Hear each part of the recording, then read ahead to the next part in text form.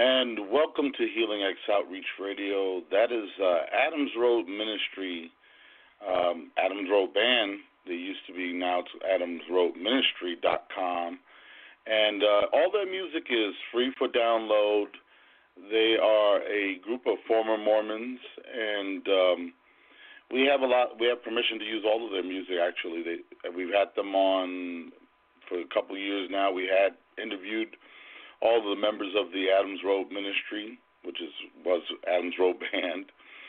And we actually interviewed, got to know them through their parents, well, at least through two of the band members' parents, who have parents that were prominent in the Mormon church. And so we are utilizing their music for edification and for those of you who probably want some exposure to, or have not had exposure to Christian music. I think that they are a great beginning on your list of Christian music to listen to. So adamsroadministry.com. Check them out, and you can get the music free for download, or they will snail mail you a CD for free. Any of the CDs that they have, they'll snail mail them to you for free. So absolutely donate to their cause and support them.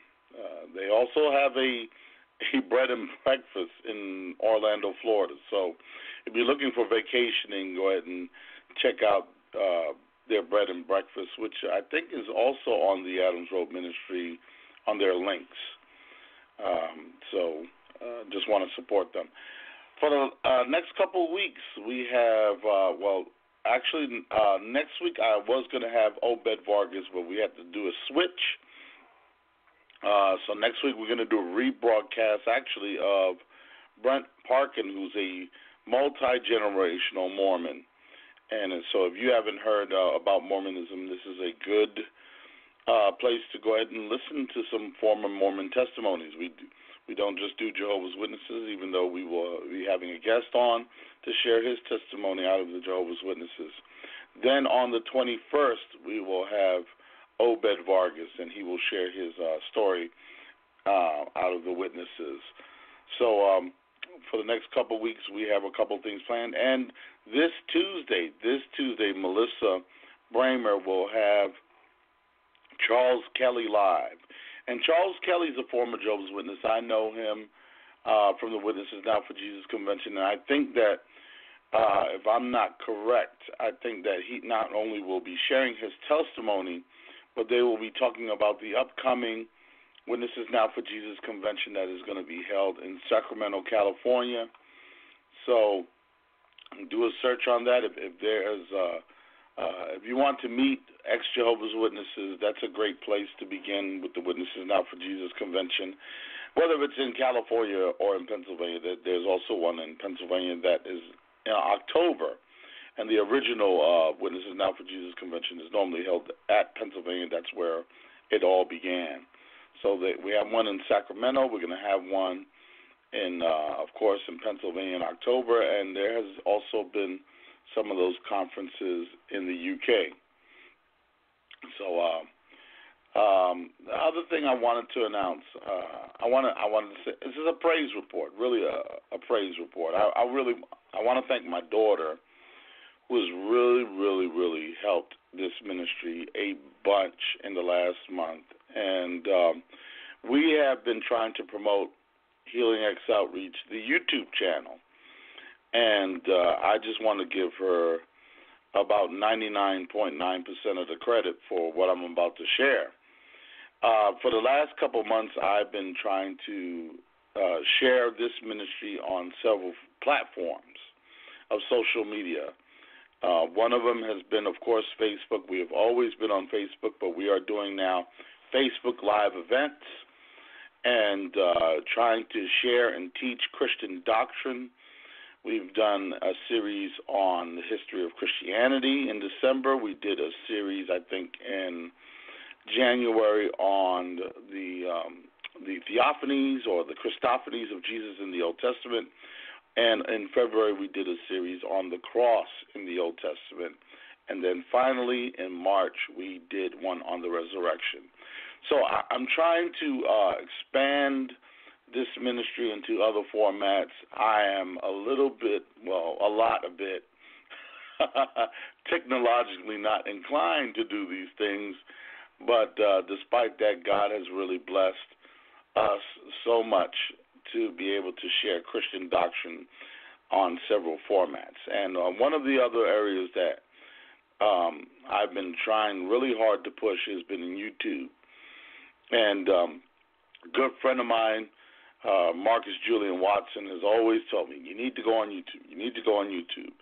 And I've really, through certain circumstances out of my own control, really emphasized the YouTube ministry for the last 3 months. And my daughter has been absolutely central in that.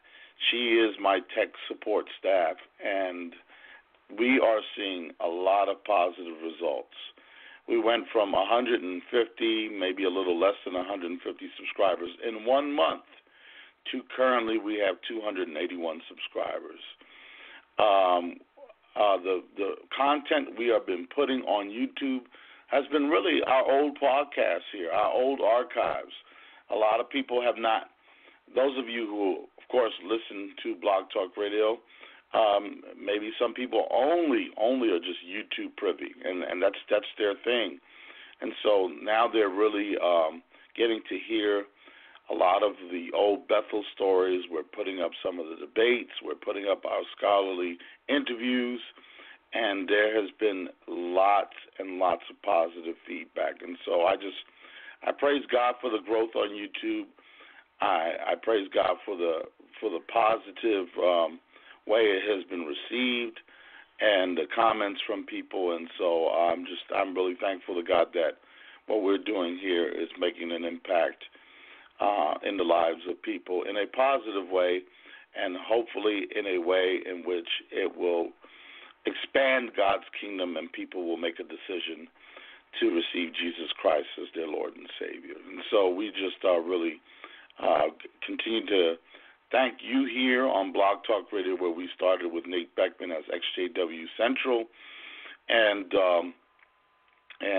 now have expanded to other cults and even more, because we are listener supported. This is listener supported radio, so we never take for granted our origins and how the fact that you, the listeners here on Blog Talk, actually pay our bills, and so you value what we're doing here. And so thank you for those of you who support us and continue to support us. And please spread the word about the Healing X Outreach YouTube channel, and check us out on Facebook and our Facebook Live events when we're able to do so.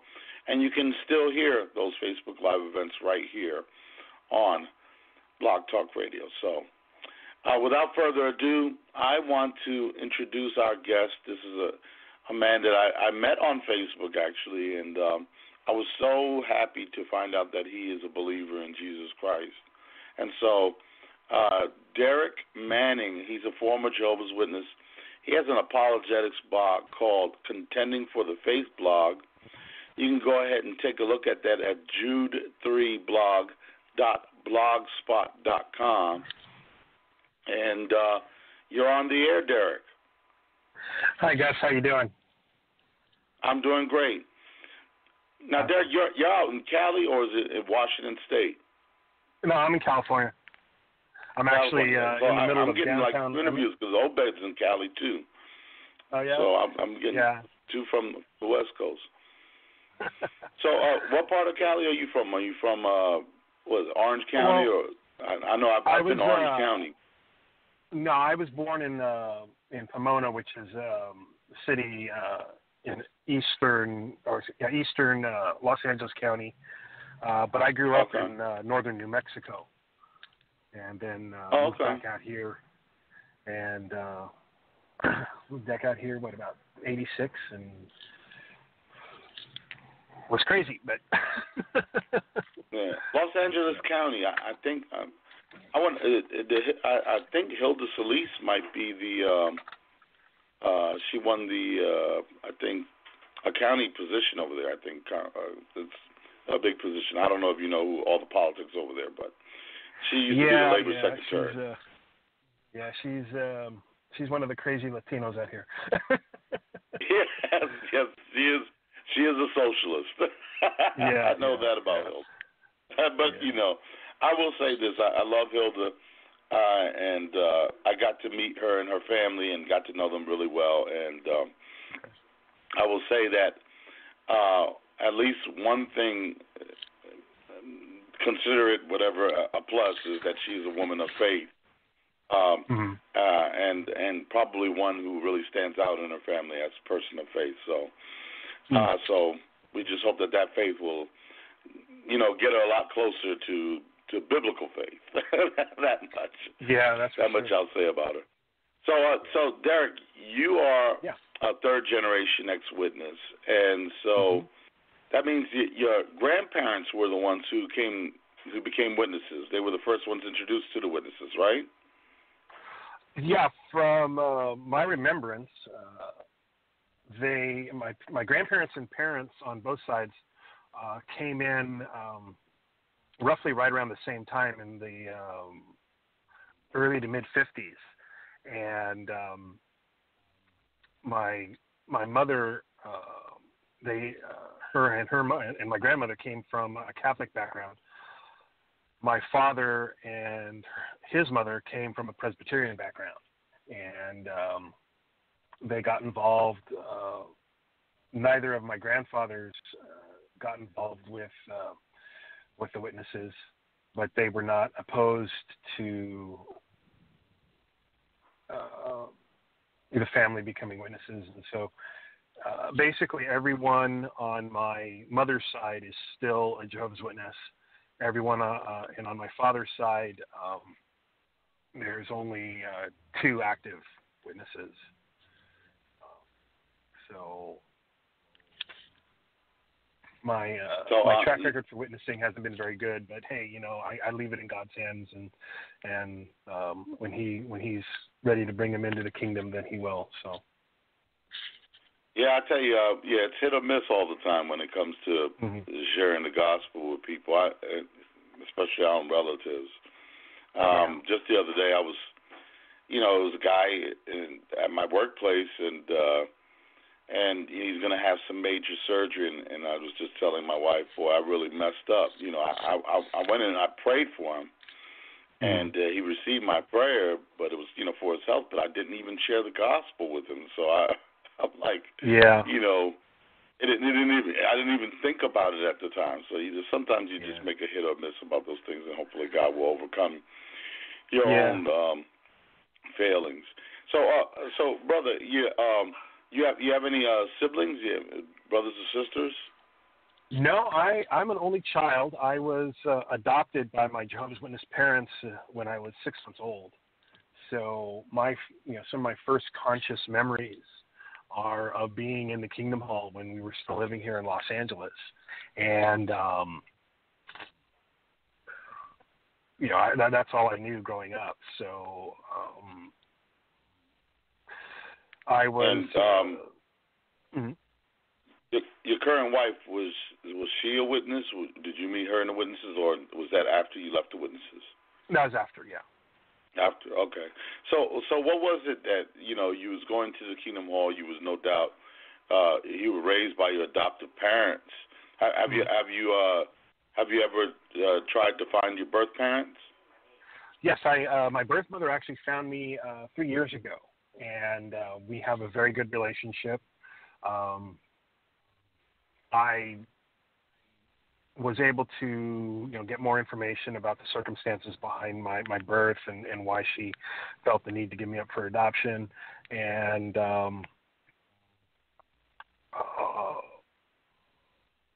it kind of closed a chapter, not knowing certain things and trying to find out the why, all that stuff. But her and I, like I said, we have a very good relationship. She had been looking for me for quite a while, and then found me. Since the advent of social media, it's actually easier for adoptees to find their birth parents now. Which which is amazing because prior to the internet, like trying to get any information out of the county or anything like that is virtually impossible. Yeah. Amen. Yeah, that's true. The internet has allowed us to now get in touch with people that we may have known at one time, and we probably were unable to reach them, and now we're able to reach them. So, exactly. I mean, and that's got to be good news for another reason. I mean, it's got to be good news because, of course, I'm sure that you've lost a measure of family by leaving the witnesses, and and so to find, family, also that makes the transition a lot easier. I would imagine. Yes, yeah, absolutely. And the other thing too is, I just remember where Jesus said, if you lose a mother and a father, you're going to gain mothers and fathers. And since God saw fit to save me back in 1991, I have, mothers and fathers in the faith, and I look at them as that. And they were very instrumental at times in my growth and in directing me as far as ministry and things like that. So, which is kind of why I'm not like a full-blown just Jehovah's Witness centered apologist. I kind of moved. Right. I moved beyond that. I mean, yeah, that is kind of my specialty, although I'm not as up to date as I should be, and I've just pretty much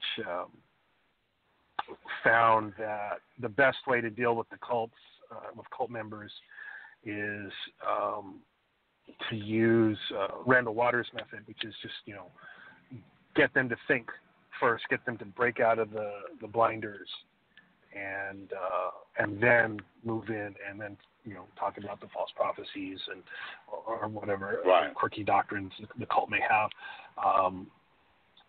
And I think the most important part, though, is to just show them that you truly are interested in them, and because that interest and the love, especially like within the Jehovah's Witnesses specifically, it's so superficial. It's right. It's what can you do for me now?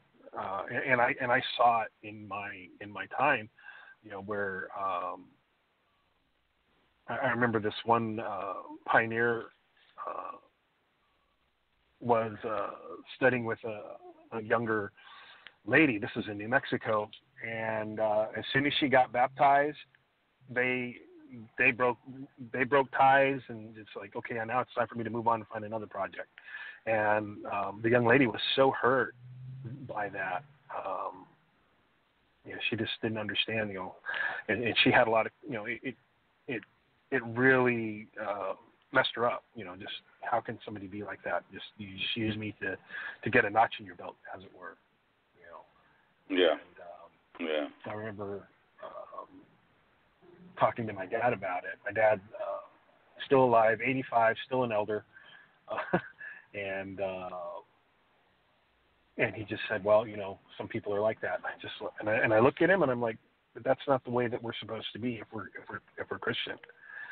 And I remember he just looked down at the floor and just said, well, that's just the way it is. And I looked at him and I couldn't believe it. And I walked to my room, closed the door, and I was so saddened by that, just kind of a disregard for relationships, and right. investing. It was really sad. That was like one of the first times that, well, not one of the first times. That was one of the times that I was just really disappointed in the people, Yeah, I mean, it's an organization that's not really concerned about the person; they're just concerned about the numbers. Exactly. I remember hearing a brother in the Kingdom Hall once talk about saying, "Don't worry about the two that are going out the back door, because we're going to have 3 coming in the front door." And and that's what's happening. Is it's an organization that's more about numbers than about actual people, quality of the sheep. Jesus didn't approach it like that. Jesus said, you know, you leave the 100 to get the one lost. Yeah, exactly. But here you have this brother saying, don't concern yourself about the 2 going out the back door, more about the 3. Well, first of all, he's counting on more coming in than leaving. That's one thing that was telling about that. And then second of all, he's not concerned about those that are leaving. And that just tells you that the organization really doesn't care about the people in its organization. I think I said that to my mom. I said, you know, you're just a number. The governing body doesn't know who you are, and yet you're willing to give your life for a bunch of indiscriminate men that you don't even know by name. At the time, you know, most witnesses didn't know who the governing body were, and they don't even know who you are. And so it's really I think one of the most superficial cults that there can be out there is one that is really not concerned about the humanity of people. I can say at least within Mormonism, there's such a propensity for charity. I don't know if it's really superficial charity, but they try to give the air of being interested in you as a person and willing to do anything to win your confidence. And so I think that with the witnesses, it's just such a really a cold way of their seeking their membership. Yeah. That reminds me of like all the stories. What was the first things that were really eating at you? That I mean, that's no doubt one of those things that you're talking about. You was raised, and then you realize the coldness. What was the thing that I guess at what point did you? Was it that you when you left your parents, or was this during the time you was with them that you just was like, oh, that right there, that got me. That's the final straw. Well, that's a great question. There were actually a couple of things. The first one was, I think I was about 16 or 17, and my parents gave me an old black and white TV, hooked it up to the cable, and said, here, you can watch TV in your room. And I remember one Saturday night, I was flipping the channels and came across this rather odd-looking fellow with a huge wooden cross on his chest, and he was talking about Jehovah's Witnesses, and that's when I was first introduced to the late Dr. Walter Martin. Oh, okay. And I remember my the knots in my stomach as I'm listening to him, and I turned the TV down real low, and I'm like way up close to it, so I could hear. I didn't want my parents to know what I was listening to, and things that he was saying, I was like, no, that can't be true. No, that can't be true. No, that can't be true. And I started writing stuff down, and we had a rather extensive library in our home, and I would go in, pull down bound volumes and look, and sure enough, I'm like, wow. But I didn't know what to do with it, the next thing, so that was like the first thing. That was like, first off, one of the greatest apologists of the 20th century, is talking to you. And then the next thing that happened in my senior year of high school, I got transferred into a college prep English class because I take it back. Let me go 1 year back. My junior year, I actually had a Christian evangelical teacher. And while she couldn't share her faith, she really lived her faith. And that was the first time that I really saw a Christian living out their faith every day, 5 days a week. And that left a mark on me. And then my senior year, like I said, I got transferred into a college prep English class because my senior English teacher said that the course that I was taking was too easy for me, and she wanted to challenge me. And in that class, we got taught critical thinking and how to think basically for yourself, and while she was not, she was an ex-hippie and probably from that more progressive genre of politics, she was very careful saying, I'm not here to change how your view on religion or anything else like that. I just want you to think for yourself. And if you're going to accept, whatever you accept as true, then you need to think critically for yourself, and that began it. And then it was also during that time I was a typical, I guess I was a typical Jehovah's Witness teenager. I one way at the hall, one way at school, and I just wanted to be free. I knew that there was something wrong here with the Jehovah's Witnesses. I saw so much of the inner workings and a lot of the politics that would go on, and I just went, this doesn't sound like it. But then you deal with the other half, which is, well, if the Jehovah's Witnesses are wrong, where are you going to go because everybody else is wrong? Right. And I just said, well, forget it, and I'm just going to start fading away. And when I moved out here, to L.A., I found an old used bookstore, and in that store I found a book by a gentleman by the name of Angel Ariano. It was why you should believe in the Trinity, and it was basically photocopies of the old Trinity brochure. And then the next page, it had the actual quote that the Jehovah's Witnesses took and showed it in context. And I went through that. I bought the book, scared to death. My hands were shaking when I was giving the cashier the money for the book. But I had to have it because I needed to know, what was actually being said. And they were at best sloppy scholars and at worst utterly deceitful, the governing body of that book. And I remember when that brochure came out, this was the slam dunk on the Trinity, and then to find out the year later that it was just smoke and mirrors. And so at that point, that's when I said, okay, well, if this is wrong, if the Jehovah's Witness is wrong, but everything else is wrong, then I might as well just live my life like an atheist. And basically that's what I did for the next 5 years. I had no belief in God. I lived my life like I had no belief in God.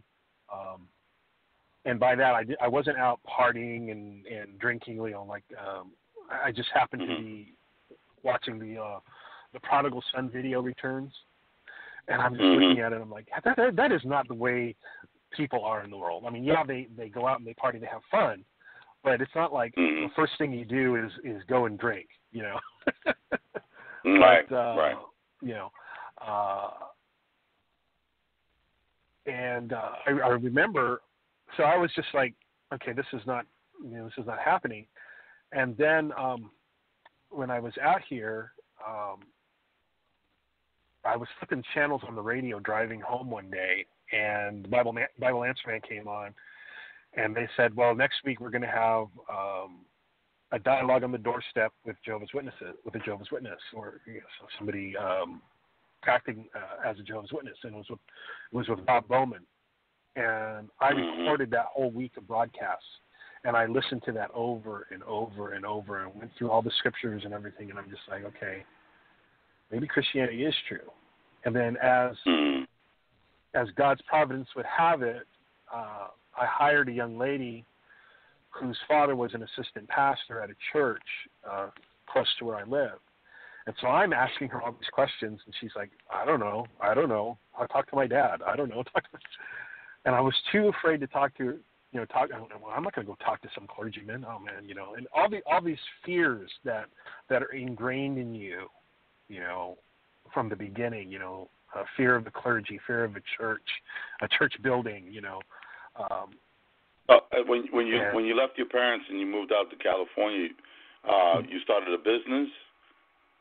No, I started working. I started working in retail, moved up into management, and was managing a retail store in a major mall out here. Now, you were a baptized witness doing this, right? I was baptized, yes. I got baptized at 16. Biggest mistake I ever made. I got baptized at 14, so. That's a story in itself. The only reason I got baptized was because my dad was giving the baptismal talk. Yeah. Hey, this will look cool, But so the young lady and I would talk, the one that I had hired, and eventually she just said, "Hey, look, we're going to have an evangelist, a famous evangelist, come and we're going to have an evangelical crusade." And I'm like, "Well, who is it?" And she said, "Well, it's Mickey Cruz." And I didn't know his testimony. I had seen Run Baby Run. A number of friends of mine, worldly friends of mine, had that book. When I was in high school, so I was familiar with the name. Yeah, I just didn't know anything about it. Yeah, he was a gangster. Yeah, he was a gangster. Right? I think that's. Yeah, he was a gangster that became a Christian, wasn't it? Yeah, absolutely. Yeah. And so I'm like, okay, well, should I? Shouldn't I? Finally, I just decided to go. And when he began his testimony, the first thing he talked about was when he was in Puerto Rico. His parents were involved in Santeria, and his mother was a high priestess. And she had told him that when he was born, that he was dedicated to Santeria and to the gods of Santeria. And that struck a chord with me. Like, it just was like all the scales fell off my eyes, because my mother had always told me from when I was little, you're dedicated to Jehovah, and this is what you need to do. And it just hit me. And as I'm listening, I kid you not, I felt the turmoil inside of me. I could feel actual turmoil inside of me. Because when he opened up, this is, a traditional Pentecostal church, so they had the altar call, the whole thing. When he opened up the altar to come down to accept Christ, I remember, it's like my heart was like, you got to go. And in my head, it's like, no. And finally, I just said, you know what? I'm going to go. What harm is it going to do me? Somebody's going to pray for me. Okay, no big deal. I went down there, and I was right in the front, and God just broke me right there. And I never have had such a cry in my life. And that's when God saved me. And I eventually got involved with that specific church. That specific church was founded by one of Nicky Cruz's early converts, and they have a nationwide or a worldwide ministry, Pentecostal. And I'm really, for all the faults in that church, and I learned very quickly that no church is perfect, but for all the faults in that church, the one thing that being in a Pentecostal church and having that Pentecostal charismatic experience taught me was to have a relationship with the Holy Spirit. I think he is the most neglected part of the Trinity, because people, I don't want to do the weird stuff. It's like, I never did the weird stuff. I never did the weird stuff, but it was freeing to be able to worship God and just have the experiential part. And unfortunately, that's so much of the problem of the Pentecostal charismatic movement, is that it's so focused on the experiential, and the word is just left out there. But I was the weird one, because I was very interested in theology. I wanted to know what Christianity was all about, and so I'm researching and learning and sharing what I've learned. And so that was like my first worldview change. And then my second worldview change came while I was in that church, when I began to realize through study of Scripture that what's commonly called Calvinism, the doctrines of grace, are biblical, and it was funny, because it was like I could accept all. I could accept 4, except for 1. Yeah. Let's see, and almost everybody has that. It's the the free will. I could, free will. I had no problem. Yeah, okay, I see that. It was limited atonement. I had the hardest time with the limited. Yeah. Right. Everything else. Unconditional election, irresistible grace. Perseverance of the saints. Hey, I'm there. I was a tulip. But that limited atonement, I had the hardest time. Yeah. And it wasn't until I don't know if you're familiar with Dr. Robert Morey. Yeah, I know Bob. Yeah, he moved out to the Orange County area and then started a Bible study. And it wasn't until I started attending his Bible studies that I fully became a Calvinist. So that was my second worldview change. But I was the guy that the pastors would send people who were having doubts about their faith to. Go talk to Derek. He was the intellectual in the Gospels, because they need a couple of intellectuals. That church had myself and another gentleman who since went on to be with the Lord. But him and I would go. We could go for hours, and and I was always open with the leadership. I said, this is I hold to pretty much everything you guys teach, except for Arminianism. I can't do that. And I said, well, as long as you don't teach, as long as you're not teaching Calvinism, you're cool. And God used me. I taught a number of new convert, new member classes, and I did kind of get myself into trouble because everything is, well, we believe this, well, we believe this, we believe this, and then I'd say, well, this particular church believes this when it comes to salvation, and a couple of the smart ones caught that, and they're like, well, everything else is we, but at this point you said this church. What's up with that? Yeah. And and I was very respectful of the pastor and just trying not to cause a division because that's the one thing that we don't ever want to do. And it was really nice to see that we could have such a foundational difference, but still be able to come together in the furtherance of the gospel. Amen, Derek. I go to a church right now, and the pastor is actually a great Bible teacher, and he's a little bit heavy-handed on the Calvinism thing. But I've gotten to a point in my life where I don't sweat the small stuff, and I'll never forget it. So we've been going to that church now for a little more than a year and a half. I think about a year and a half now. But when I first, I went to the service, I had just left the church.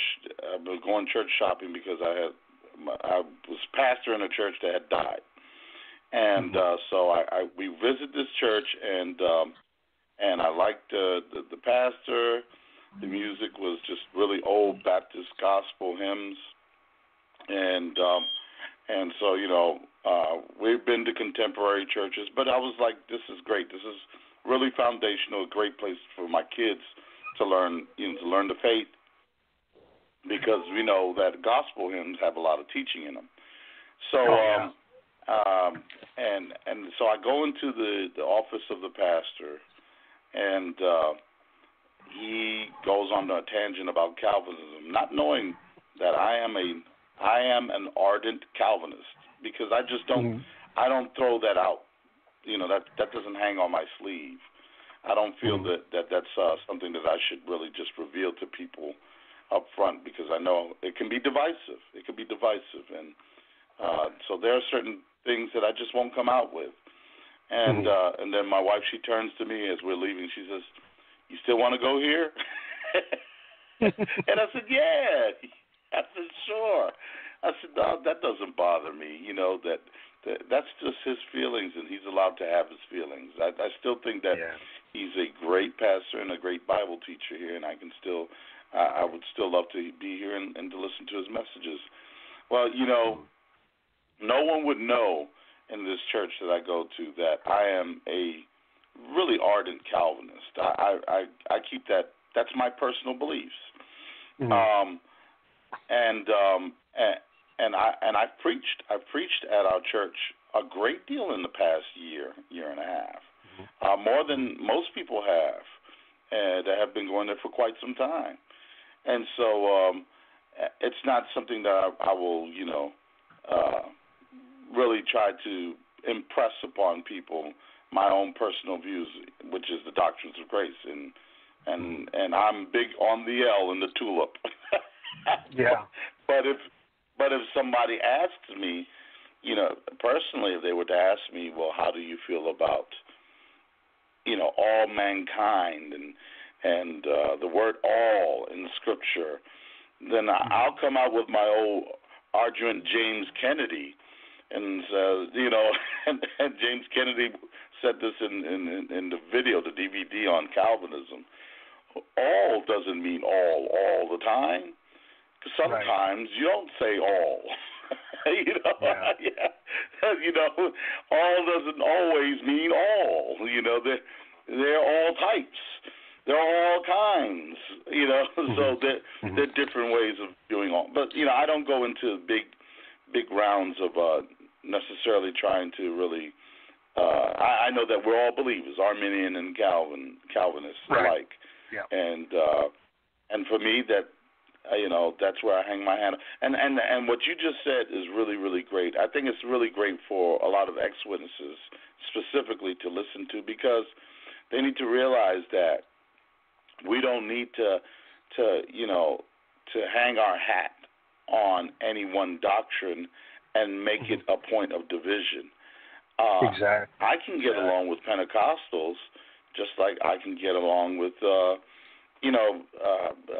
Paedo-Baptists, or because you mentioned that your adopted father was a former Presbyterian, or with Credo-Baptists or young Earth, creationists, along with old Earth creationists. Those things don't really define me as a Christian. They're just things that we can personally believe in, and God will sort it all out when we get to heaven. So yeah, exactly. I mean, I think that's important. Go ahead, brother. I mean, my basic rule of thumb is that if it's mentioned in the Apostles' Creed, it's good. If it's not in the Apostles' Creed, then okay, let's actually look at it a little closer and see where it's at, But I mean, I think the Apostles' Creed is probably the best creedal statement when it comes to what constitutes true Christian theology, or beliefs. Right. I sat under Dr. Morey for a number of years, and I really credit him with him bringing balance into my theology and when to throw out the heretic, when to throw out the word heretic, right, and when to call something heresy, and because nowadays, we have a rather large church in the San Fernando Valley that's running around calling charismatics non-Christians and heretics, and I'm just like, I'm looking at that and I'm like, that's not right. I mean, if I can look at the word faith movement and say, yeah, there's some really funky stuff in there, and there's things that are heresy, but I can't just say, all charismatics are heretics, just because they follow PD Jakes on Twitter, Right. And I think and that whole conference that particular church host, I think you know who I'm talking about. A couple of years ago, I thought that was just a very divisive moment in in church history. I mean, I think it was just totally unnecessary because, just a lot of the extreme statements that were made, and maybe some of that comes, from my fondness for charismatic. I still consider myself charismatic, in my worship, but I just kind of go, yeah, there's a lot of wacky stuff out there, but there are those of us who are solid and are good, and we don't want that brush, I don't watch TBN. Yeah. I mean, well, Wayne Grudem is a charismatic Calvinist. Yes. He wrote the systematic theology that a lot of people have in their homes. Wayne Great Grudem. systematic theology. That's a really good one. Yeah. As far as just getting that charismatic side down, and I mean, I have systematic theologies from all different types of viewpoints, and I mean, my favorite one still, except for when they start talking about salvation, is Stanley Horton's Pentecostal systematic theology. It's a really solid systematic theology, and it's one of my favorite ones.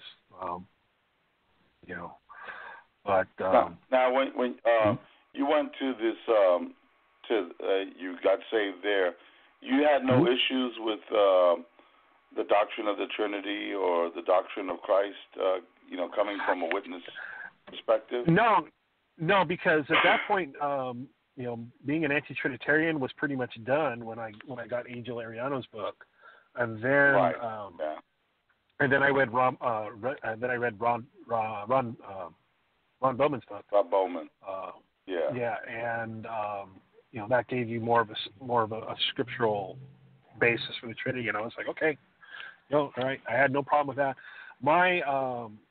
And then, so when I walked into that church, it's like, okay, so everything I've learned is wrong,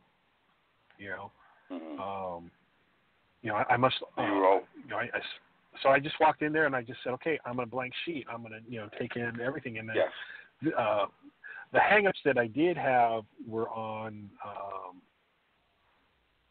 secondary issues, that.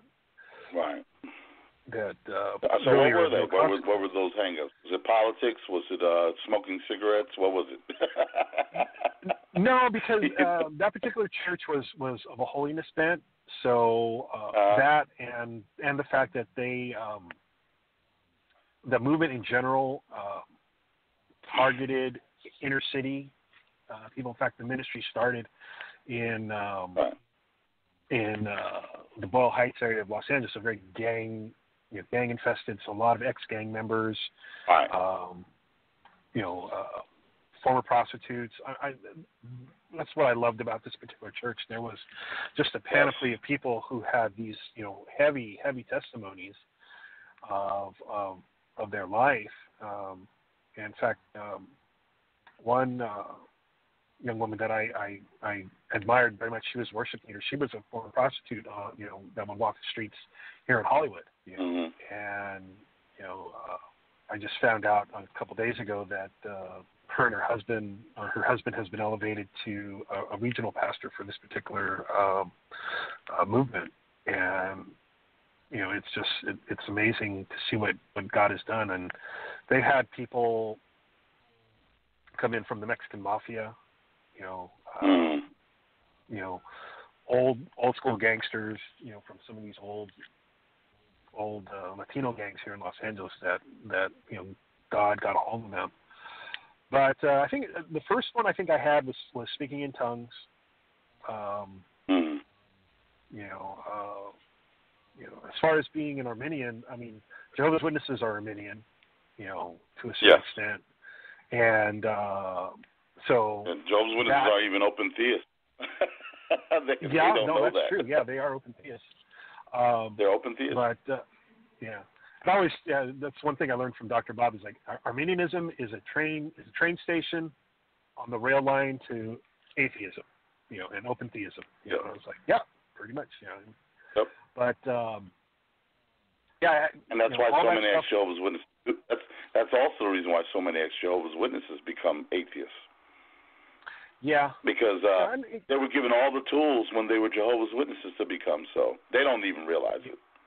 Yeah, exactly. Yeah. And that, and in my life, it was just so easy to just say, okay, you know what?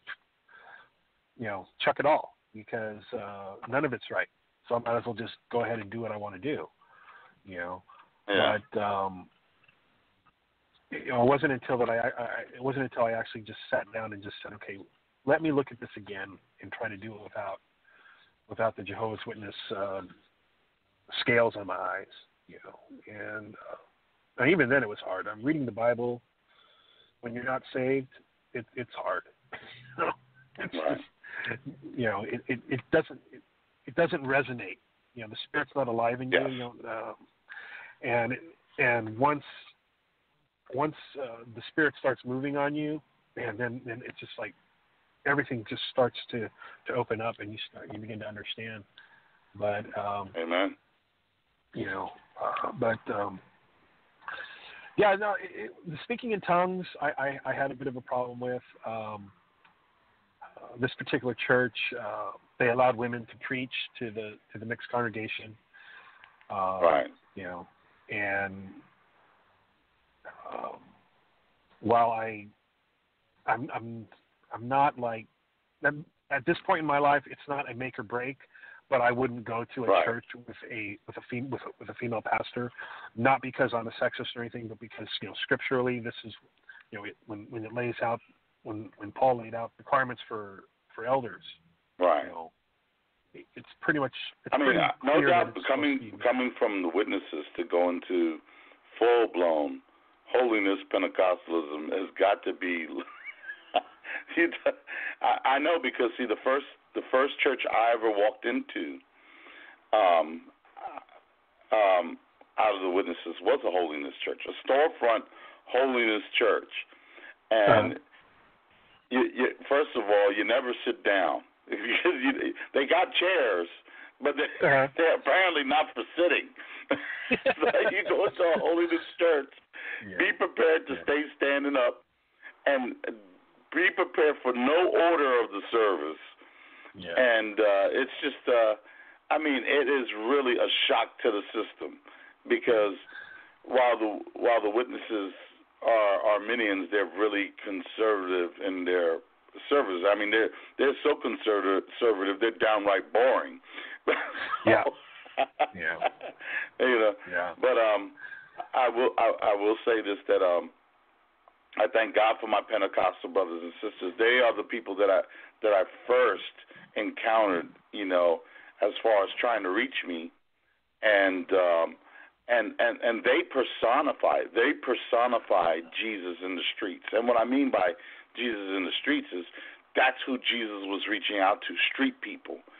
Jesus was not going into the affluent. He went to Matthew's house when he was invited, but when he went to Matthew's house when he was invited, the tax collector, that was really,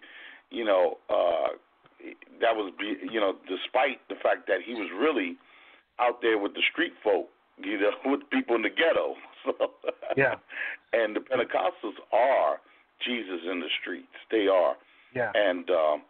And I've experienced that too, just like you have, brother. I thank God for my Pentecostal brothers. And for those of you who don't know who we're talking about, as far as Derek's Nikki Cruz, I want to challenge you to Google the cross and the switchblade. Mm-hmm. That is a film about Nikki Cruz, the man who was an evangelist and came out of some of the worst gang activity to become a great soldier for Christ. He switched teams from the gangs to Jesus gang. So, mm-hmm.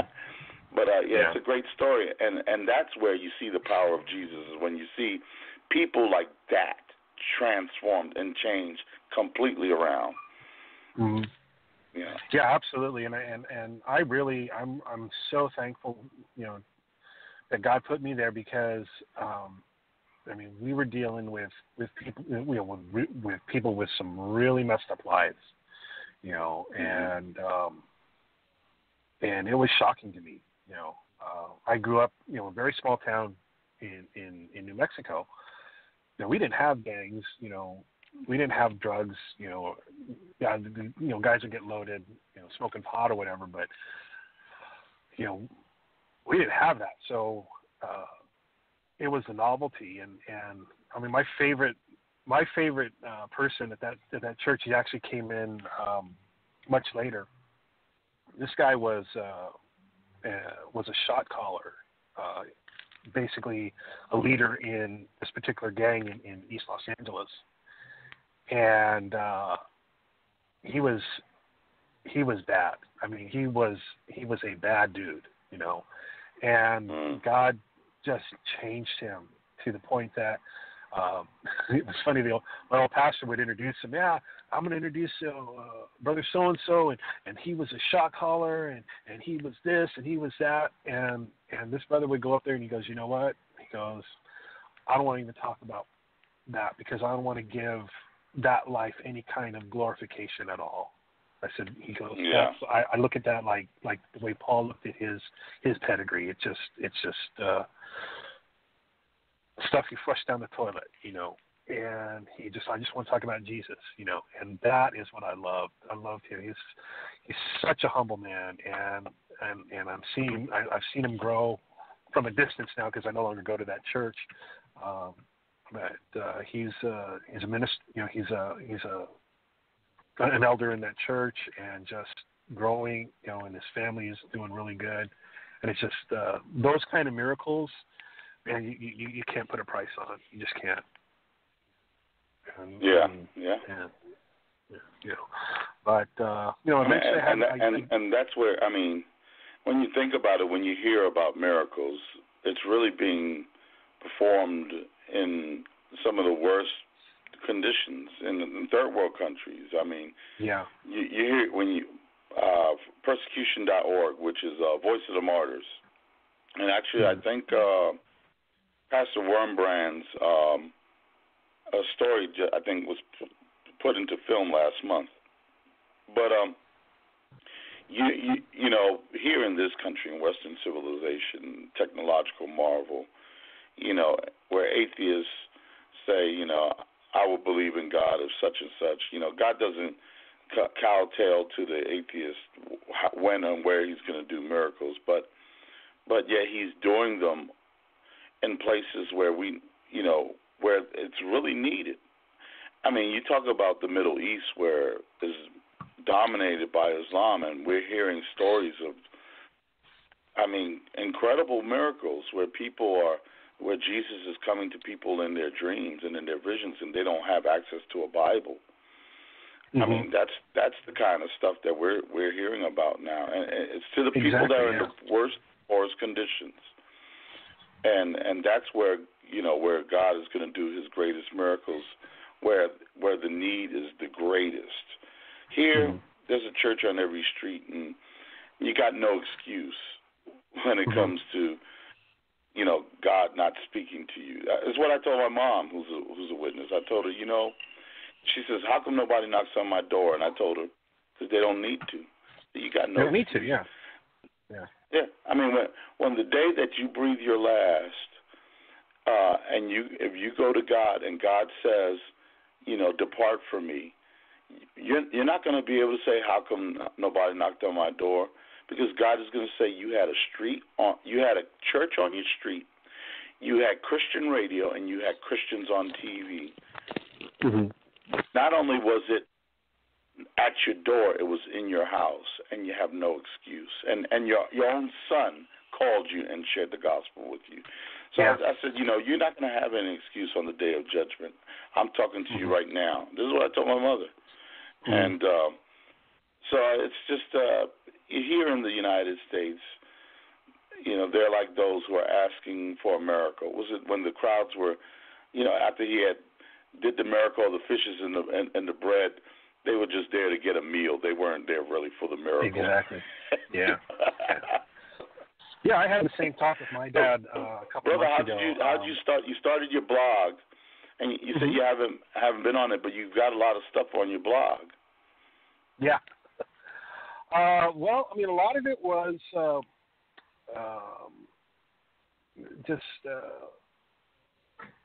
I had a lot of stuff inside that I wanted to get out, and right. And I eventually, left that particular Pentecostal church, and there was it was going more into a prosperity, word, faith direction, and I didn't feel comfortable with that, and I let my feelings be known to the pastor and to the leaders, and they said, well, this is where we're going, and I said, well, then I'll be going, and so I wanted to just point out the error, and then I moved into other realms too, where it was general Bible teaching. I did some stuff on Islam. It's been a while. I haven't, I kind of like got everything out that I wanted to, and then life took over, and lately, the last couple of months, I'm like, man, I really should start writing again. It's been a while, but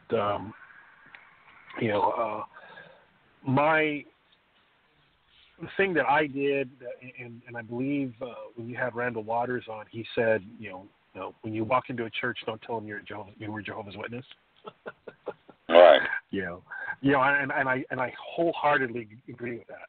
Because now all of a sudden you're a celebrity, and being a celebrity and a new Christian is a hard road to go down, because that ego starts jumping up, and I didn't know any better, and I walked in there like, well, so where did you come from? What are you doing? Oh yeah, I was raised Jehovah's Witness. You were Jehovah's Witness? Oh my gosh, you got ex-Jehovah's Witness in the church now, and I'm like, well, and I was like, I never should have said anything, but that's the other thing I don't wear on my sleeve. I don't talk about that, because the first thing anybody asks you is, well, how did you what was it like not celebrating Christmas and birthdays, Right. And my response is always the same. It's like, I was raised in it. You don't miss what you don't have. Right. I feel sorry for kids that had Easter or Christmas and birthdays, and all of a sudden that's all gone. Right. But when you didn't have it, okay, now I mean they're still not a big deal. I mean, Christmas is a big deal, but like my birthday's not a big deal. It's just like, okay, you're right. But Christmas is a big deal for me for other reasons, and right. Same here. Yeah. I don't think much about my birthday. In fact, I defer my birthday to Nicholas because my birthday's on St. Nicholas Day.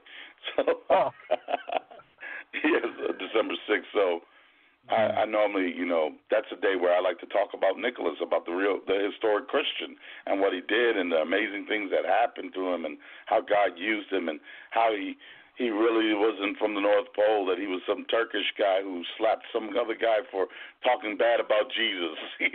Yeah. Yeah. So I love to talk about Nicholas on my birthday because a lot of people, they know about the Netherlands, Dutch, Danish version of St. Nicholas, but they don't really know about the real St. Nicholas, who's a lot more interesting than the Danish version. Right. And then the guy with the white beard, he's a lot more interesting when you come to know about the things he did in his life. But I completely feel you on that.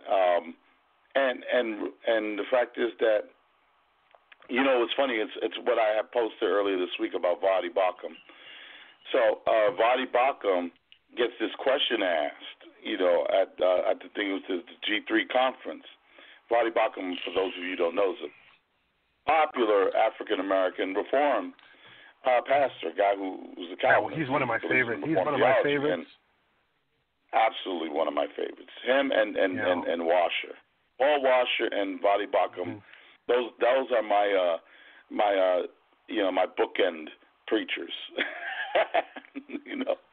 But what Vadi is asked is really kind of racist. At least he took it so, and he let us know why it was racist. So this person asked him, what can I do to reach out to the African American community with Reformed theology? And it was kind of like broad brushing the African American community as basically just into experiential religion or just into Pentecostalism and that they're the only ones lost, so to speak. And so what Vardy basically said was, look, in so many words, he says, look, I'm a minister. I'm not a minister to African Americans. He doesn't even like the term African American. I'm not a minister to a certain group of people. I mean, if I happen to meet one that needs to hear the gospel, they'll hear the gospel. But I'm a minister to sinners, and sinners come in all colors, sizes and backgrounds. And so, that's the attitude that I've taken here with this podcast is that this podcast was just geared towards Jehovah's Witnesses, and that is still my central theme here because that's my background, but I don't want that to be the end all be all about what we do here on Blog Talk. We do debates on heavy theological issues. We just did a debate with former Jesus Seminar scholar on the resurrection. I want this to be a platform to teach historic Christian doctrine to those who are from all kinds of cults, from the Mormons, from the Adventists, and I want Adventists to come and listen to your testimony and say, I can kind of identify with that within the Adventist church. Those are things I identify with, and I want Jehovah's Witness to come on when there's some Mormon sharing their story, and they'll say, you know what, that sounds a lot like the Mormon church, and then investigate. Not necessarily from their own background, but from someone else's background, and see the similarities, and use that as a platform to find the truth, which is Jesus Christ. And so that's what we do here, and so I identify with what you're saying. You're a Christian foremost. You happen to have been a Jehovah's Witness. Exactly. Yeah.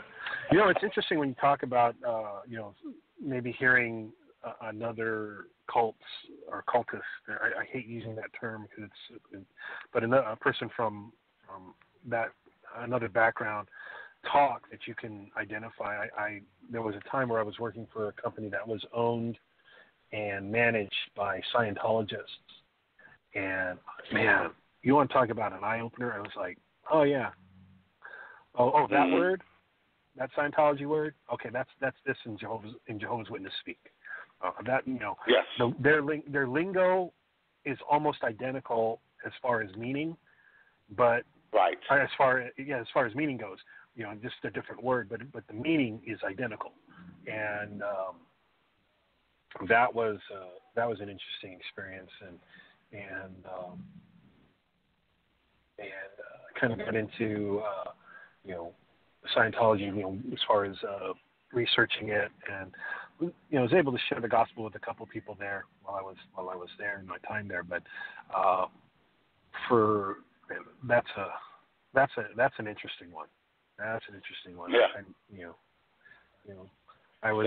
That's the Star Trek, Star Wars innovation. Oh religion. no, man, no. See, no. Don't put bad science fiction. Don't put bad science fiction up with good science fiction, brother. Yeah, I know. Well, I mean, my favorite explanation of it is the South Park explanation of it. If you've gotten South Park, yeah, that episode is classic. That's a classic one. That describes Scientology. I mean, by the way, Leah Remini is going to do the Jehovah's Witnesses, which is why so many of the ex-witness community is really excited about what Leah Remini did with Scientology and how that will translate to the Jehovah's Witnesses really easily, because, as you said, all the cults pretty much mimic each other. They have the same meaning. They just use different titles.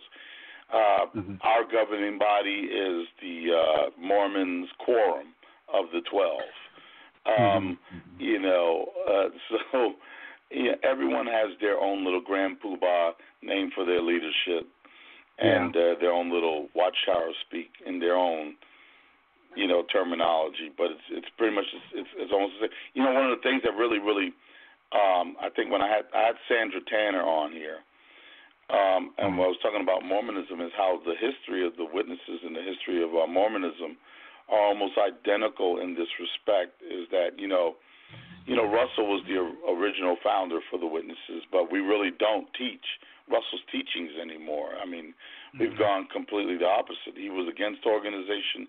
He was for autonomy. He was a Zionist.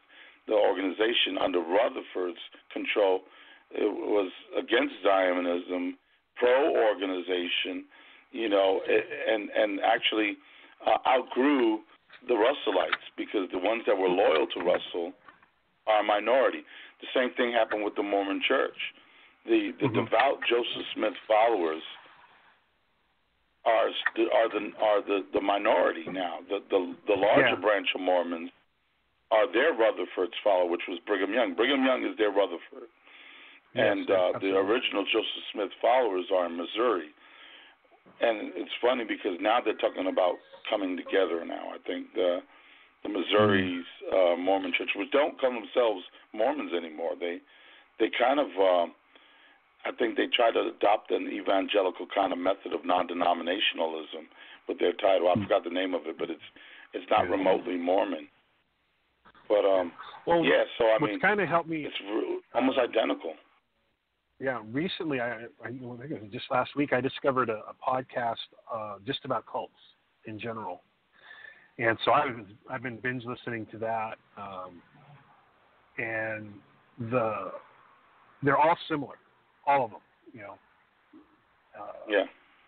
And they and the host of this particular program, they use Robert Lifton's book on mind control, and it's amazing, you know, how they're all similar, and and all you have to do is just say, you know, I've been listening to that, and I haven't had a chance yet, because where I live, there's you know, I live two streets over from a Kingdom Hall, and so I see them quite regularly. They don't do the house to house stuff anymore.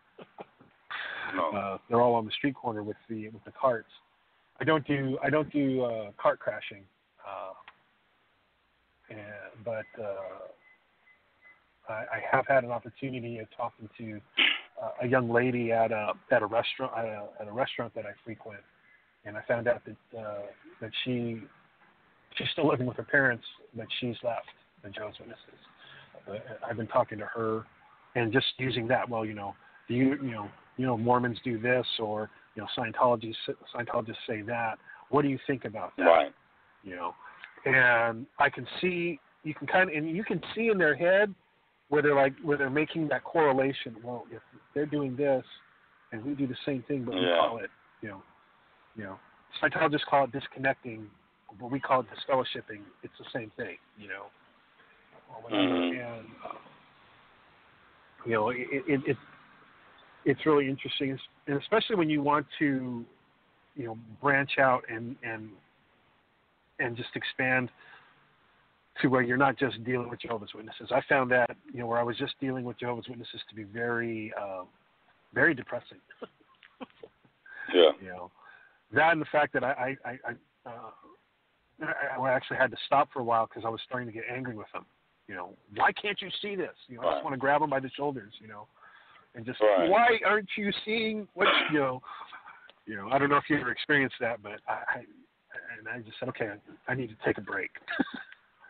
And just I had a friend who was a former Bethelite, and a good friend, his name is Richard. He's a good friend of mine, and so he's in New York now. But I remember we was in D.C., and we saw some witnesses doing some street witnessing. Of course, now they just do exclusively cart witnessing pretty much. They still do door-to-door work, but cart witnessing is their primary objective now. But so they were doing street witnessing, and he started talking about Russ.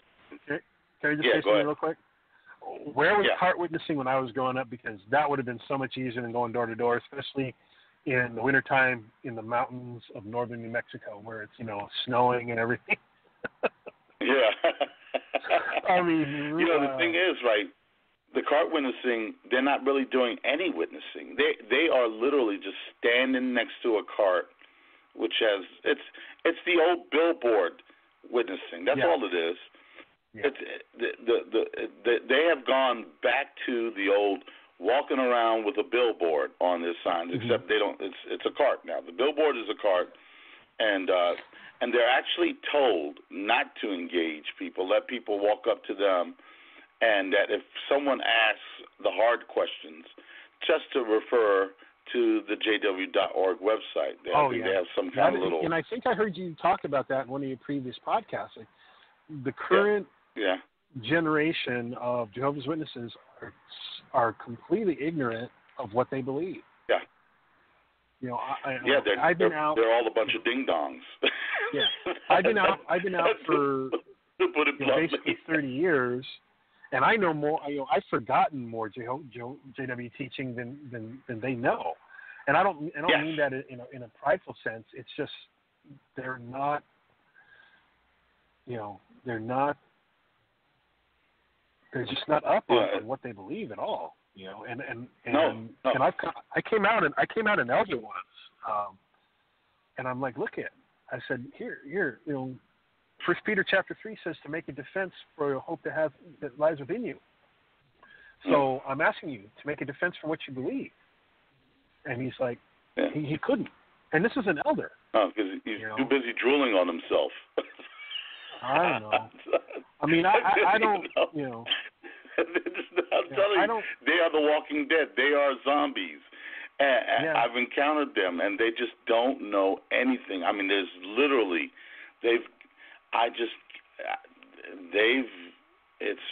used to be a time when we used to have a book and had answers. It was called Reasoning from the Scriptures.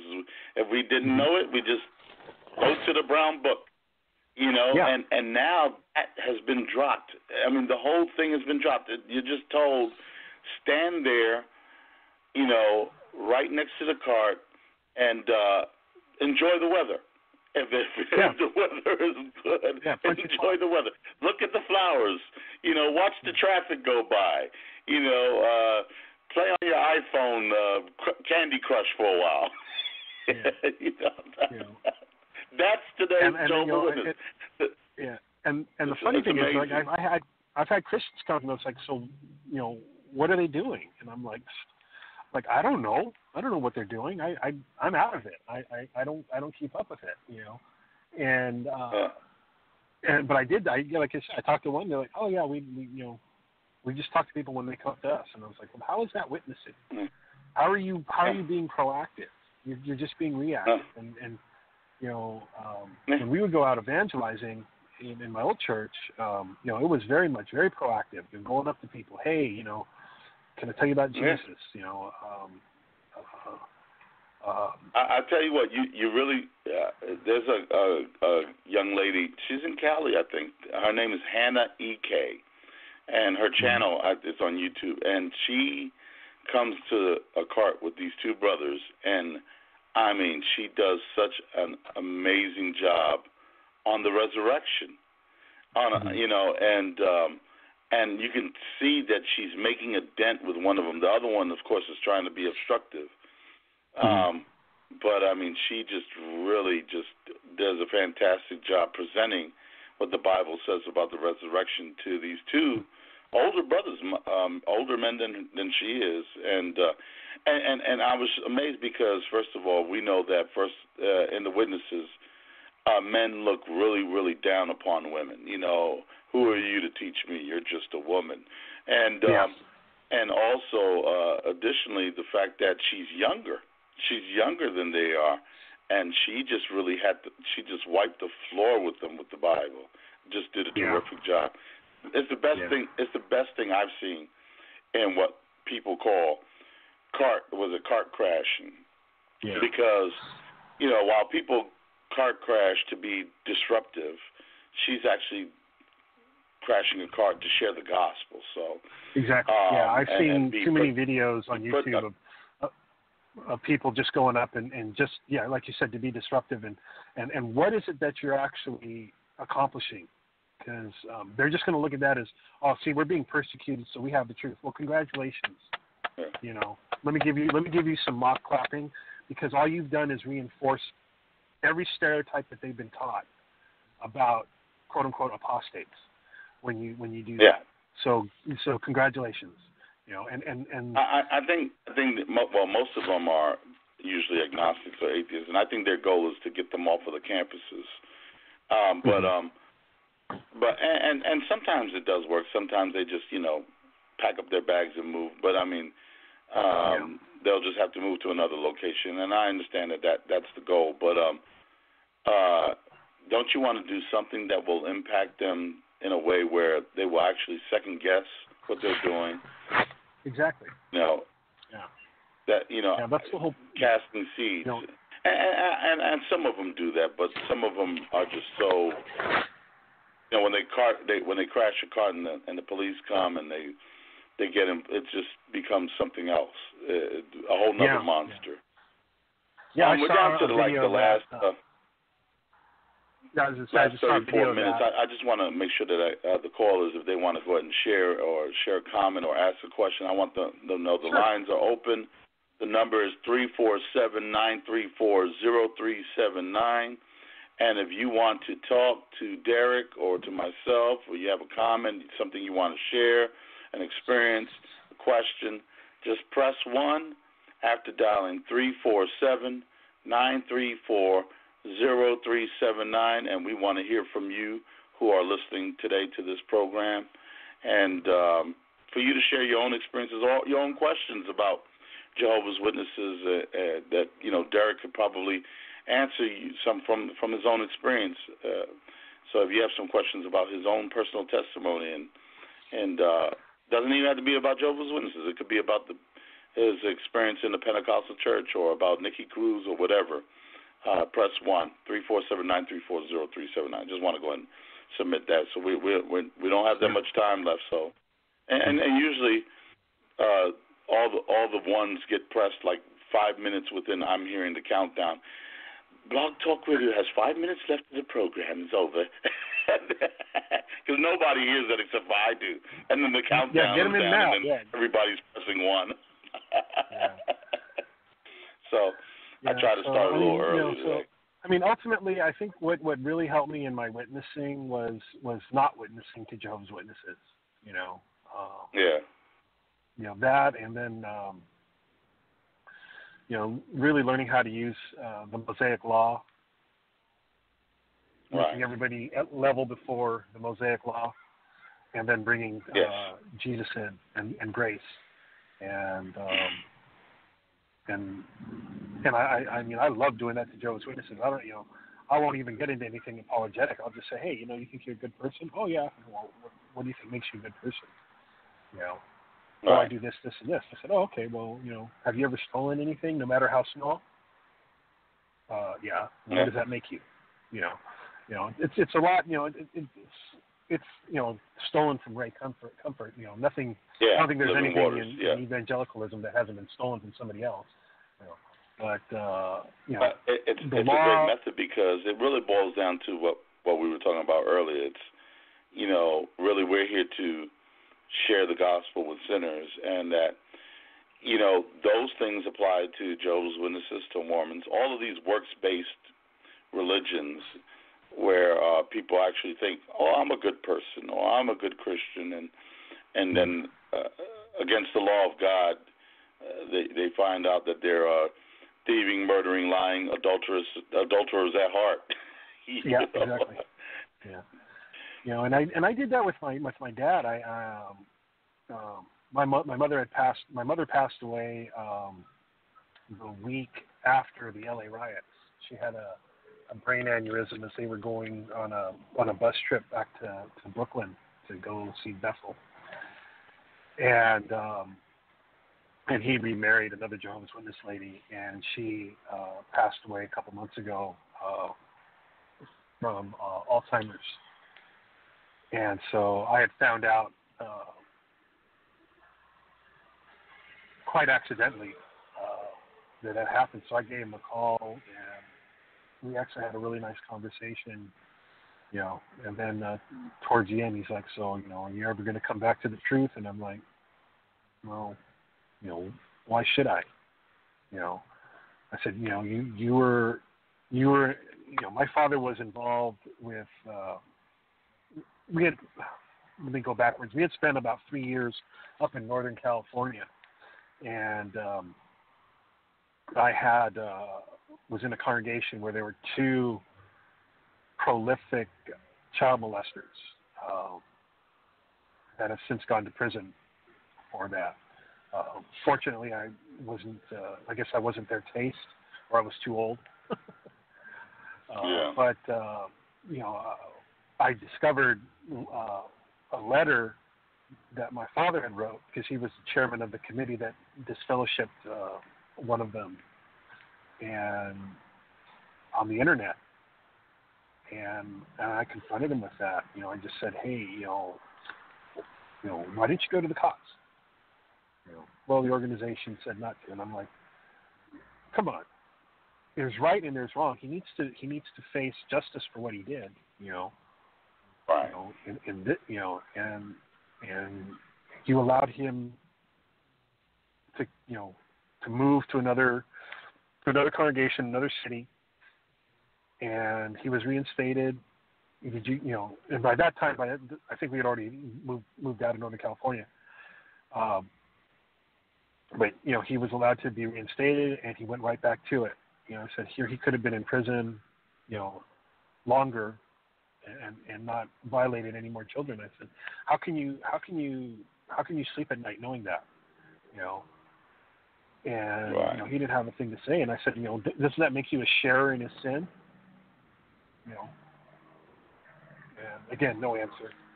And I said, see, this is something that you're going to have to, you're going to be held accountable for. And I said, the only thing that can save you from that is the death and resurrection of Jesus. And otherwise, you're going to stand before God with those young children that were molested after the fact. Their lives are on your head. And I said, it's not. Now's your chance. But he's wed to it. We all have a day of accounting. Yeah, 60 plus years for him of being a Jehovah's Witness. He's, I don't think he's going to change, unless God does something really miraculous in his life. But it's sad, it really is. But I just pray that somehow, some way, God will do something there. And I do that for all my family, the ones that are still involved. That's one of the great things about being a person who believes in election. We know that God doesn't. All those that are called by God shall come. And exactly. That's the great thing about John chapter 6, that I don't worry about my mom. I don't worry about, my uncles and aunts. And I know that all whom God has called shall come. And as John chapter 6 says, he shall not lose a single one of his sheep. Mm-hmm. And so I resonate with that. And I just know that if my mother is not there in heaven, it's not his fault. It's because of her sin. She has to be accountable for her sin. Yeah. My Armenian friends, they're all like, well, how can you be so cold? And it's like, I'm not cold. My heart breaks, for my father. And for a Christless eternity that he may be facing. I said, but I can't question God. He does what he does, and and my job is to work within the framework that He's revealed in the Bible, and from my study, that's what I believe. As long as your father is still alive, then God will be alive, and that means every day is a day of opportunity for him to hear the gospel and to respond. I mean, that's the same thing with my mom. My mother's not doing well. She hasn't been doing well for years. I don't know what her status is. I mean, she could be dead right now for all I know, and here I'm talking about her because we don't talk. We haven't spoken in years. And but I do know that as long as she's alive, then it is God's will that she is alive. And this is the great thing about believing in the sovereignty of God. I know that people don't die by accident on His watch. It's funny because I was hearing somebody on YouTube. It was a couple. They were talking about, God doesn't do natural disasters like He did in the Old Testament anymore. And I was just thinking, really? So you think that what happened, the tsunami that consumed all those people in Indonesia and off the coast of India and the Philippines, all of that stuff, that happened. I mean, Thailand, not the Philippines, Thailand. Yeah. You mean God probably just saw that happen and said, whoopsie, I didn't see that coming. No. Every single natural disaster, God not only foreknows, but foreordains. And it has purpose. That means everything we do has purpose in His elective order. His purpose is primarily to bring the people of God together, as He has called them, come together one day so that their witness will be to His glory. And so the only thing I can say, and really, really the greatest humble repose, is to say, thank you, God. Thank you that I have been of the elect, not of my own will, not because I was smarter than my mom or smarter than the person next door, but because you loved me before I was even born. That is the perspective that I have. Humble yourself. Know that the potter has made you a pot and not clay to be tossed off the table. And embrace that. Embrace the fact that God loved you enough to make you a dish. He fashioned you all the way till the ending, and He's going to make you a perfect instrument for His glory. And in that, I have nothing, no part in it. It's not because of me being smarter or more talented or more gifted. It's because God has ordained it, and I am blessed for it. And I just pray. I pray for others that God is also making them into a dish. But I don't know. I don't know who God has ordained. And so as a person who's ordained by God, I have an obligation to go ahead and share the message. And hopefully the message will be in God's ordination to bring another dish onto the table. Exactly, yeah. And that's the way I look at it. So I pray for my mom. Because I remember seeing my pastor. And you pray for your dad, and we should pray for the lost. We pray for ex-Jehovah's Witnesses who are lost. We pray for Jehovah's Witnesses who are lost. They're probably now, at this point, with the decline in the organization, more lost ex-Jehovah's Witnesses than there are lost Jehovah's Witnesses. And that's something. Yeah, that's true. That's the young lady that I was talking about earlier. And, she already has her doubts, and now it's just a point of presenting the gospel to her and saying, look at, there's more to God than just punching a clock and going to meetings, and doing all this stuff. It's like, the gospel is about the work of Christ that's done for you. And this is what I share with everybody. I try to share with everybody. I was involved quite heavily for a while on one of the larger XJW discussion boards, and which is just replete with atheists. I eventually had to walk away from it. I couldn't handle it anymore. You know. Yeah. You know. But you know, you just, this is, you know, what you've been taught about Christianity is not true. You know, Christianity is vibrant. It's united, but it's not uniform. You know, Jehovah's Witnesses are all it's uniform. You know, they all look the same. They all have the same expressions on their faces. Whereas, but within Christianity, at least, you know, the different churches that I've gone to, because I went from a Pentecostal church to a hard cessationist church.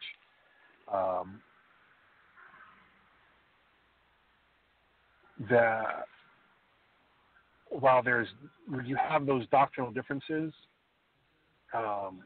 we all center around Jesus, you know, and what He's done for us. You know, all the other stuff, like you said, is just, it's, you know, it's whatever, you know, and ultimately what needs to be you know, communicated is the gospel and the grace of God, and just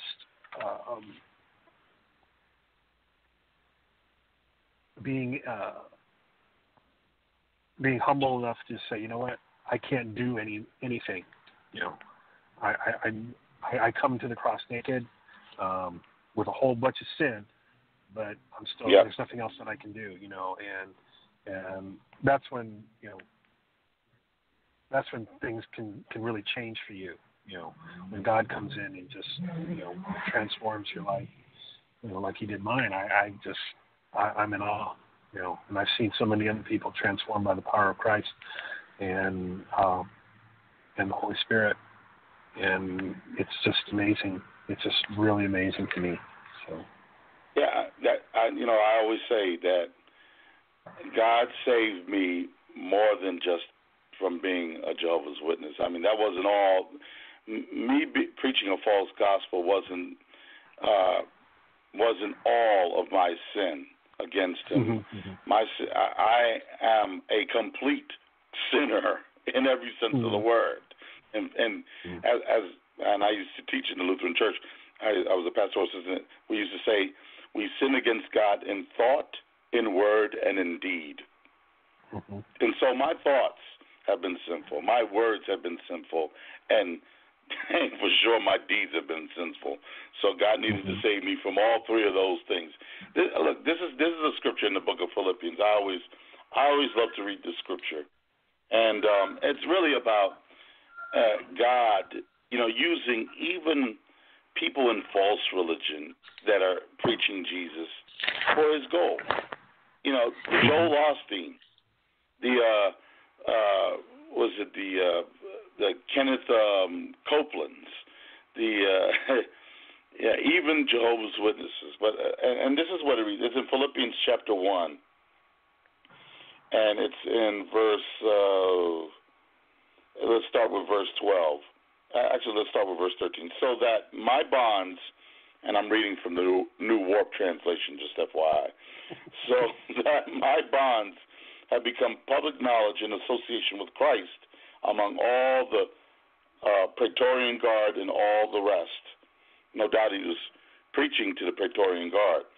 And most of the brothers in the Lord, feeling confidence by reason of my prison bonds, are showing all the more courage to speak the word of God fearlessly. So Paul was setting an example. He's willing to actually preach to the guards.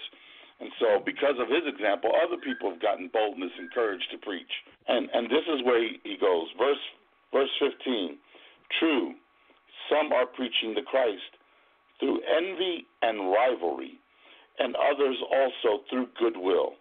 The latter are publicizing the Christ out of love, for they know I am set here for the defense of the good news.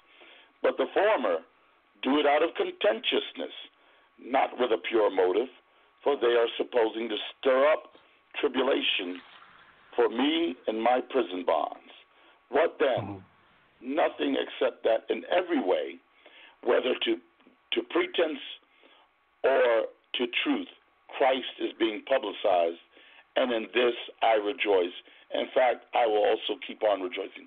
So Paul makes it clear, look, my enemies preach Christ for all the wrong reasons, but praise God.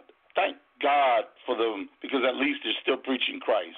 Whether it's in name or in content or in substance of the gospel, Christ's name is being preached, and God will run with it and will use it to his own accord. And so we praise God for it. And that's the thing with the witnesses, is that, I have a godfather who was an atheist. And if it wasn't for a Jehovah Witness lady knocking on his door, he would still be an atheist. But a Jehovah Witness lady came and knocked on his door. He came out of his atheism. He didn't become a Jehovah Witness, but that gave him the groundwork to become the Christian that he is today. So Jesus can even use our enemies. We have a caller here. Caller 403, you're on the air. I'm glad somebody called because we're in the last few minutes. Hi, good afternoon, Gus. Hi, Derek. Hey, Derek, my name is Brian. Hi, Brian. Am I coming through okay? I'm just directly on my phone, no Bluetooth. Am I clear? Yeah, real clear. Good. Hey, great show. Very interesting life you've had there, Derek. It's nice to see what you're doing with it now. I've got a couple of questions, a couple of things I wanted to just talk about. Just a second here. I gotta just change something on my phone.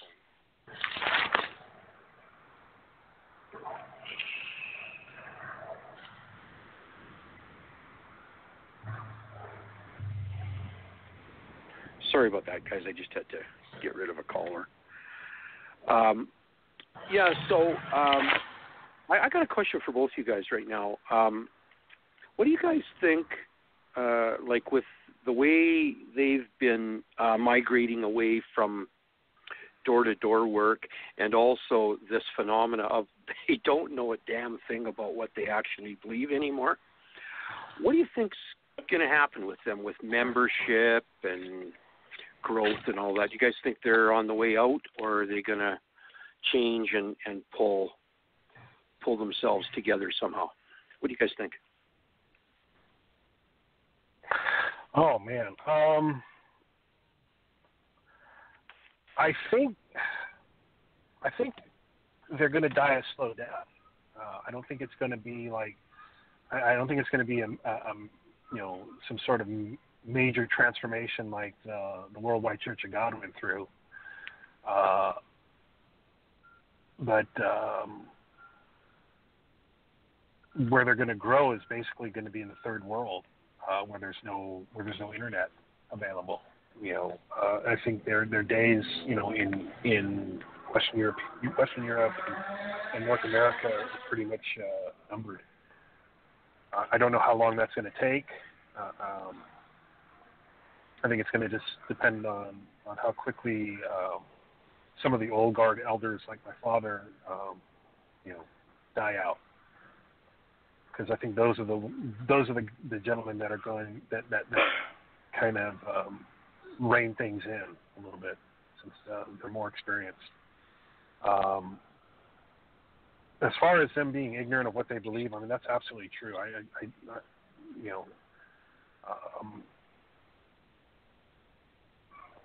It's just amazing. It's just amazing to me. These people just don't know. I found it frustrating lately, if the odd one that I talk to, that they just don't know. I mean, I know their doctrine better than them. It's very frustrating that, and as soon as anything gets to be a difficult question, it's jw.org. Right. And that's why I like to, when I'm witnessing, when I'm evangelizing them, I really try to keep it law and gospel. What are you going to do with your sin? You've just admitted, that you're a thief, that you're an adulterer at heart, that you lie, whatever, that you're a murderer at heart. What are you going to do with that? because no amount of good works is, no amount of standing out here on the street corner is ever going to wash that away from you. There's only one thing that can do that. What are you going to do with that? My method of evangelizing, somebody newer is completely different than when I talk to somebody in my dad's generation that's been around since the 50s, or even in my age that they grew up with the Reasoning book and the Aid book and Insight and all that other stuff, so they knew what they believed, and they can kind of come back at you. But with the average Jehovah's Witness now, it's so much easier, and I don't even talk about doctrine. I won't even get into that. I don't talk about the child molestation problem.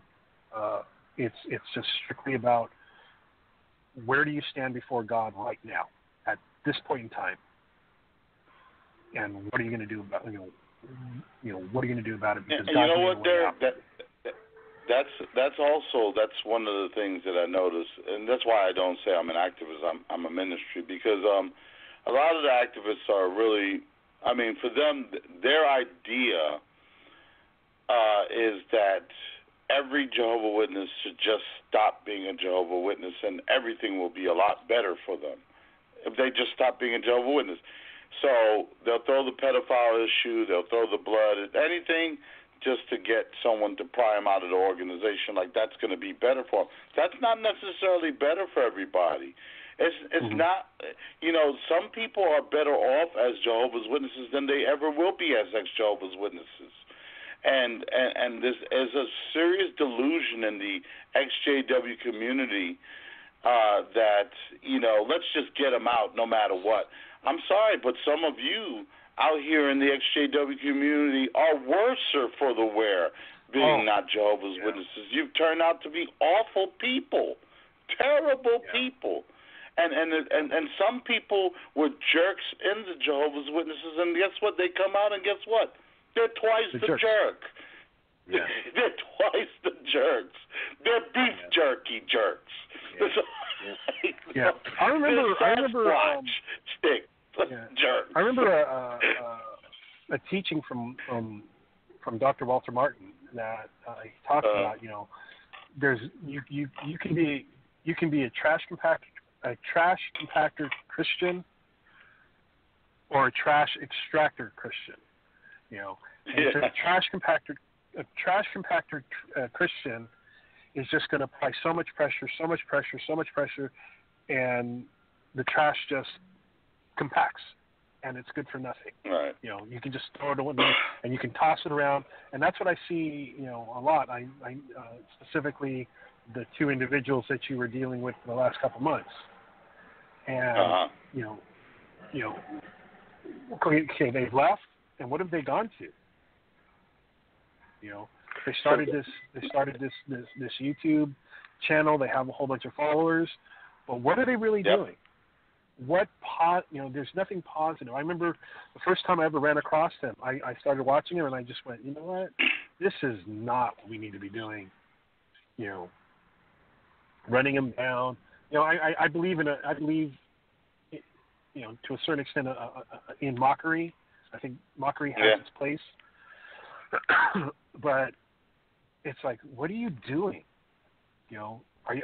It's funny. I have a friend. You're doing the same thing. You're doing the same thing that you were doing. I have a mutual friend of that couple, and they had put up a video of a Jehovah's Witness doing a marriage proposal to the sister in the Kingdom Hall, and he was like, "What's the purpose in that? What, you want to make fun of people because they want to give a marriage proposal in the Kingdom Hall? How does that help anybody? That doesn't help anybody. Yeah.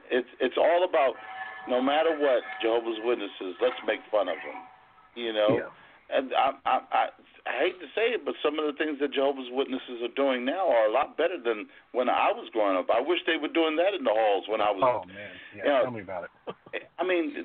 Jehovah's Witnesses got it made now. It's actually some of the stuff they're doing is kind of evangelical, and if they move in that direction, that might be a step in the right direction. There's one video where the witnesses are at the assembly and they're singing, I guess, one of the songs, and I call it it sounds like a Sesame Street song, but it's one of their songs, and everybody in the assembly hall is enjoying it so much they're swaying their arms back and forth. That is exactly what you would find if you were in an evangelical contemporary church. Mm-hmm. And here, that's something that would have never happened growing up as a witness when I was growing up. Yeah. So some of this stuff that's going is a direction in the positive, not in the negative. And that's why, what we're talking about is that, some activists, it's just they're not better Jehovah's Witnesses. They're not better ex-Jehovah's Witnesses. They probably were better people than they were Jehovah's Witnesses. Mm-hmm. Yeah. Some of them are sad to say. Yeah, some of the trashing. I mean, it is counterproductive. I just wanted to pop a couple of other ideas into the conversation. If there's a couple minutes left. Well, we got 5 minutes, so let's make it quick. Okay. Well, one is, I grew up, as I've told you before, I grew up in the Anglican Church, so the Apostles' Creed is written in large letters in my heart because I said it 1,000 times growing up. In the morning, at morning worship, and some Sundays at evensong, we said it again. I know it off by heart. And the odd thing is, if you sit and read the Apostles' Creed, not the Niceno or Constantinopolitan, but the Athanasian, but the actual Apostles' Creed, a JW could say that creed. They might have to take the word Catholic and translate it into the word universal, but actually everything in that creed can be said in good conscience by a JW. Read it next time you read it. Just put yourself as a JW, and you'll be surprised. But anyway, the other thing I wanted to mention, and this might be a good thing for a debate or a show sometime, Gus. As you know, I'm ultimately, I believe in ultimate and infinite grace. But for this life, I'm Arminian. And for the next life, I'm Calvinist. So I'm a bit mixed there. But the point is that may be, that would be, and here's what I wanted to say. Because you guys are both strict Calvinists. And you mentioned correctly earlier that Arminianism, or you might say Wesleyanism, has come to be a dead end. Most of the Wesleyan churches have become quite liberal, quite apostate, really, as far as the things that they do and say and believe now. 200 to 300 years hence from Wesley's time and from Arminius's time, but. I have a bit of a craw in me that sticks in me with Calvinism, and the example that I point to is the ultimate end of Calvinism, where it gets to run itself and be exactly what it is, and and its fruitage comes to the surface, is South Africa. And where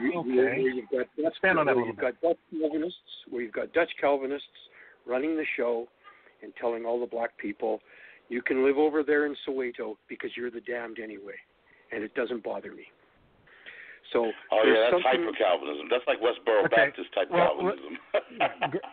Let me say this. I mean, you can say that all you want, but I'll just point you to William Wilberforce and that guy was a strict Calvinist and did the exact opposite. He spent his entire life trying to abolish slavery in England. So, we can pick and choose. And our also, examples. we always talk about William Carey, who tried to, abolish. William Carey is another great advocate in Calvinism. But 90 seconds is about to go off, so I just wanted to say thanks, Derek, for sharing your story today. Thanks for those who popped in and were listening. I saw a lot of people on the switchboard today, and so next week we're going to have a retelecast. It's going to be a former Mormon, and because I'm getting 5 teeth pulled out of my mouth. So, and then the next Saturday we're going to have Obed Vargas. So I'm having major dental surgery next week, so I'm not going to be able to be on the air. Everyone, check out our YouTube channel. We're putting some of our old stuff on the YouTube channel. We're getting a lot of good feedback. And I'm thinking next month, not this month, in May, I might do a Facebook Live event. I'm not sure yet. It might be on the deity of Christ. Maybe it'll be on the nature of man. 10 seconds left. Please pray for Jehovah's Witnesses. Pray for those trapped in the cults. Tuesday, Melissa Bramer, 7 o'clock Eastern Time. Tune in to listen to her. Thank you for all. God bless you. Bye-bye. Thank you, guys. God bless.